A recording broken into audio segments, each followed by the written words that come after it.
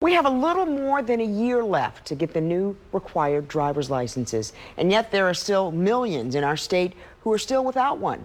WMER 2 News' Mallory Sufaste tells us why you definitely want to act sooner rather than later, because if it matters to you, it is a matter for Mallory.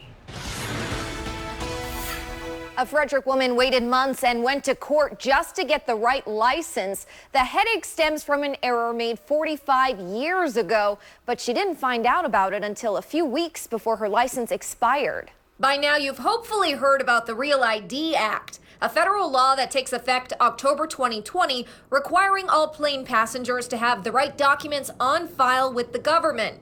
That can be a birth certificate or passport, plus something with your full name and social security number, plus 2 documents proving your home address. A burdensome amount of paperwork that for a select few can turn into an extraordinary ordeal. Never had a passport in my life. Matter of fact, I've never had custody of my birth certificate either because I've never really needed it for anything. Tina Lamb only had a few weeks to figure it all out, or she couldn't legally drive. A no-go for this single mom in Frederick. I've got doctor's appointments. I have a daughter that has doctor's appointments every month. Got to get to work, got to pay the bills, got to get to the grocery store. You know, you have to live. She called her mom in Florida to ask for her birth certificate. She didn't have it, so she went to the local health department and learned her birth date was wrong. I was like, what?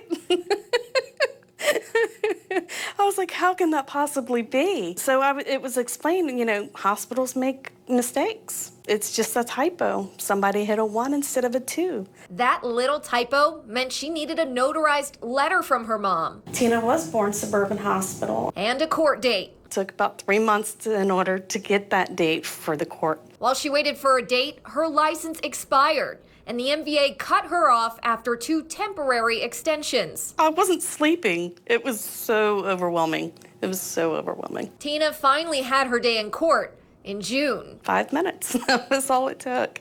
After all the stress, all the time, 5 minutes. She started the process in February.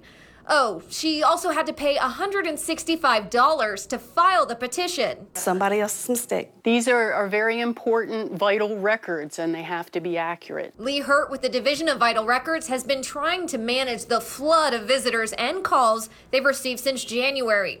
She said they can typically have you in and out in just 20 minutes, but you need to have the right information on you. The other options are to mail, call, or order online. So if you mail it in, it takes about 4 weeks to get it back to you.